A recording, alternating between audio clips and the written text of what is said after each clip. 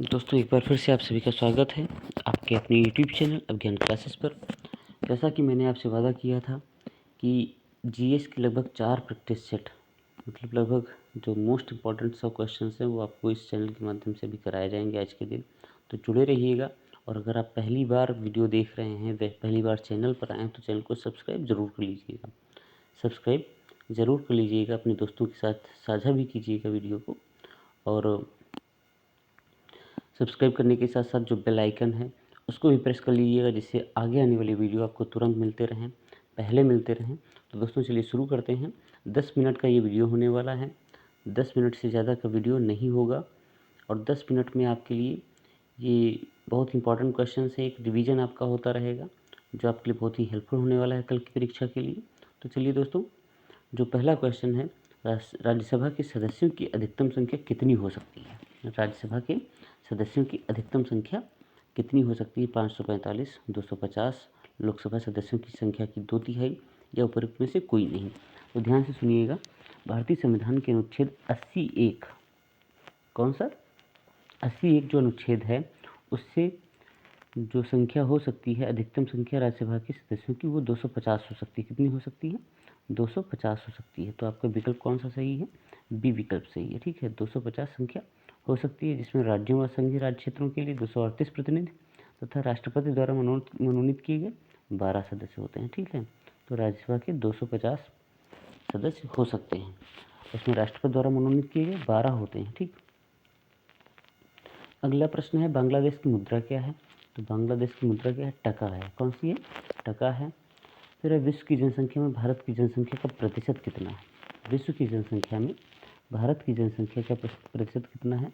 ये जनसंख्या से जुड़ा हुआ प्रश्न है। विकल्प आपका बी सही है, 17.5%। अगला प्रश्न है, आरपीए का पूर्ण रूप क्या है? आरपीए का पूर्ण रूप क्या है? तो आरपीए का पूर्ण रूप क्या है? इसमें जो आपका है robotics process automation. Robotics process automation, B विकल्प आपका सही है। नेक्स्ट क्वेश्चन है, 10 डिग्री चैनल किसके मध्य स्थित है? 10 डिग्री चैनल छोटा अंडमान एवं कार निकोबार की, ठीक है, के मध्य स्थित है। छोटा अंडमान एवं कार निकोबार के मध्य स्थित है। तो आपका विकल्प कौन सा सही है? बी विकल्प सही है। 10 डिग्री चैनल उत्तर से दक्षिण की ओर फैला हुआ है और इसकी चौड़ाई वहाँ पर ज़्यादा है, 150 किलोमीटर, और इसकी लंबाई कितनी है? 10 किलोमीटर। ठीक है, तो आपका विकल्प कौन सा सही हुआ? बी विकल्प सही है। बाबर ने इब्राहिम लोदी को कौन सी लड़ाई में हराया था? पानीपत की, कन्नौज की, गोलकुंडा की या खुरवा की?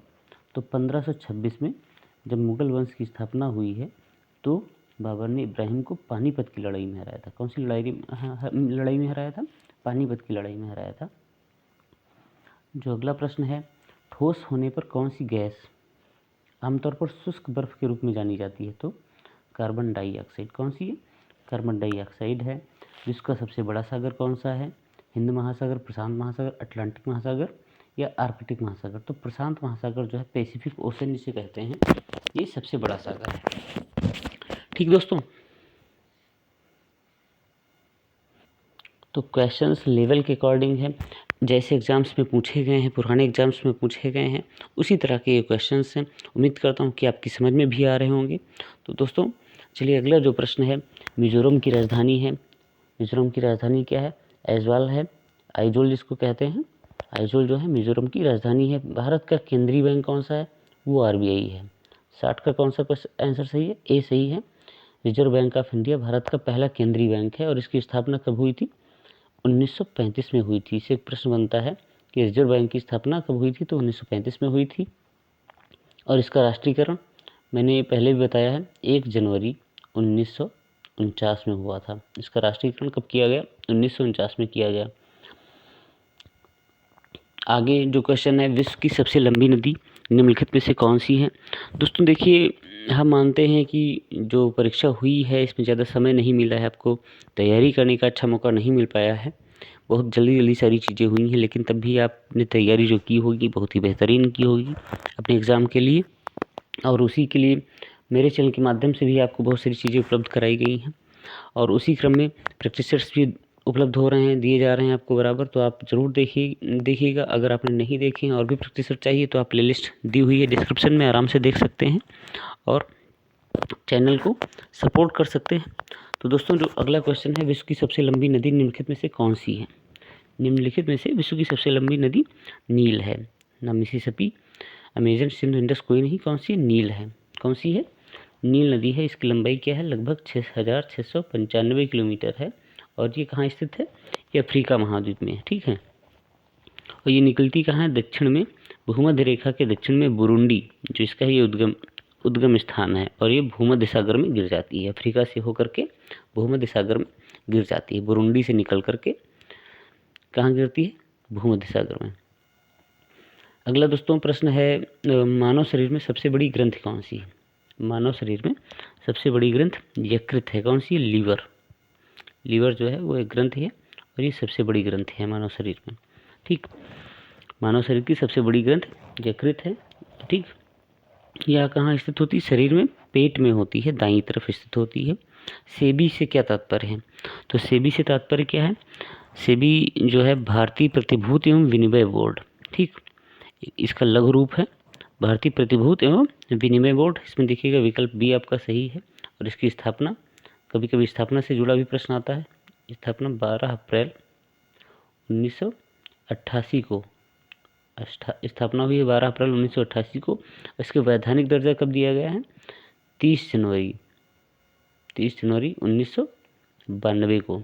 ठीक है। 1992 मेरा जो बर्थ ईयर भी है 1992 है, तो इस हिसाब से 1992 जो इसका मुख्य मतलब इसको वैध किया गया है, वैधानिक दर्जा दिया गया है 1992 में दिया गया। और ये 1988 को इसकी स्थापना की गई थी, भारतीय प्रतिभूति एवं विनिमय बोर्ड। ठीक। नेक्स्ट बढ़ते हैं, चार मीनार कहाँ स्थित है? तो हैदराबाद में। स्टैटिक जीके का क्वेश्चन हैदराबाद में है। राइबोसोम का मुख्य कार्य क्या है? राइबोसोम का मुख्य कार्य है प्रोटीन के संश्लेषण में भाग लेना। प्रोटीन के संश्लेषण में भाग लेना, विकल्प सी आपका सही है। अगला प्रश्न है दोस्तों, द्वितीय बौद्ध संगीत कहाँ आयोजित हुई? द्वितीय बौद्ध संगीत कहाँ आयोजित हुई? तो ये कलाशोक के शासनकाल में वैशाली में आयोजित हुई। कहाँ हुई? वैशाली में आयोजन इसका हुआ। द्वितीय बौद्ध संगीत का 383 ईस्वी में। ईस्वी में नहीं, ईसा पूर्व में। ठीक। ईसा पूर्व में वैशाली में इसका आयोजन हुआ, कलाशोक के शासनकाल में। ठीक। और इसकी जो अध्यक्षता थी वो सबाकामी या साबक मीर जिसको कहा जाता था, सबाकामी ने की थी। सबाकामी। फिर चौसा की लड़ाई में शेरशाह ने किसको हराया था? तो चौसा की लड़ाई में शेरशाह ने किसको हराया था? तो चौसा का जो युद्ध हुआ था बहुत ही प्रसिद्ध युद्ध है इतिहास का, 1539 में। और इसमें शेरशाह ने हुमायूं को हराया था। किसको हराया था? 1539 में हुमायूं को हराया था।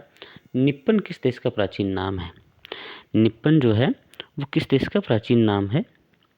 तो निप्पन नाम है जापान का। किसका नाम है? जापान का पुराना नाम है मोसाद। मोसाद क्या है? कहाँ की राष्ट्रीय गुप्तचर संस्था है? तो ये इजराइल की गुप्तचर संस्था है। कहाँ की है? इजराइल की है। ठीक। ये जो खुफिया संस्था है, जैसे हमारे यहाँ आईबी होता है, इंटेलिजेंस ब्यूरो होता है, रा है, तो वैसे ही मोसाद कहाँ की गुप्तचर संस्था? ये इजराइल का है। स्कर्वी रोग किसकी कमी के कारण होता है? तो स्कर्वी रोग विटामिन सी की कमी के कारण होता है। किसके कारण होता है? विटामिन सी की कमी के कारण होता है। फिर दोस्तों एंगस्ट्रॉम क्या मापता है? एंगस्ट्रॉम क्या मापता है? द्रव की मात्रा मापता है, प्रकाश तरंगों की लंबाई, केबलों की लंबाई या जहाज़ों की चाल। तो एंगस्ट्रॉम प्रकाश तरंगों की लंबाई मापता है। एंगस्ट्रॉम होता है, ये ऐसे इसको लिखा जाता है, और एंगस्ट्रॉम होता है 10⁻10 मीटर होता है। ठीक। सहारा स्थित है। सहारा कहाँ स्थित है? अफ्रीका महाद्वीप में स्थित है। फिर लीमा किस देश की राजधानी है? तो लीमा राजधानी है पेरू की। लीमा किसकी राजधानी है? पेरू की राजधानी है। अर्जेंटीना की राजधानी क्या है? ब्यूनस आयर्स होती है। अर्जेंटीना की राजधानी ब्यूनस आयर्स होती है। मेक्सिको की मेक्सिको सिटी है। मेक्सिको सिटी है। कोस्टा रिका की सैन जोस है। क्या है? San Jose. ठीक। तो यहाँ पर क्वेश्चन तो लीमा से संबंधित, तो लीमा पेरू की राजधानी है। प्रकाश का अधिकतम वेग होता है हीरे में, पानी में, कांच में या निर्वात में? प्रकाश का अधिकतम वेग निर्वात में होता है, 3×10⁸। ठीक है। 3×10⁸ इसका चाल प्रकाश में निर्वात में सबसे ज़्यादा होती है, मीटर प्रति सेकेंड। अगला प्रश्न है, मछली के तेल में निम्नलिखित में से कौन सा विटामिन अधिक होता है? तो मछली के तेल में विटामिन डी का प्रमुख स्रोत होता है। ठीक है, मछली का तो जो तेल है वो विटामिन डी का प्रमुख स्रोत होता है। सूर्य का प्रकाश, दूध, अंडा व मछली आदि आदि भी स्रोत हैं, लेकिन जो निम्न में से जो है वो है विटामिन डी, मछली के तेल में ज़्यादा मिलता है। ठीक, तो आपका ये विकल्प सही है, बी विकल्प बिल्कुल सही है। ये 25 क्वेश्चंस अभी आपको आज इसके अलावा प्रैक्टिस सेट में मैंने बताया कि 100 क्वेश्चंस कराए जाएंगे। कितने कराए जाएंगे? 100 क्वेश्चंस कराए जाएंगे। तो ये 25 हैं। अभी 3 प्रैक्टिस सेट आपको और मिले हैं, तो आप जुटे रहिएगा, अपनी तैयारी को बेहतर बनाते रहिएगा। नमस्कार दोस्तों, धन्यवाद।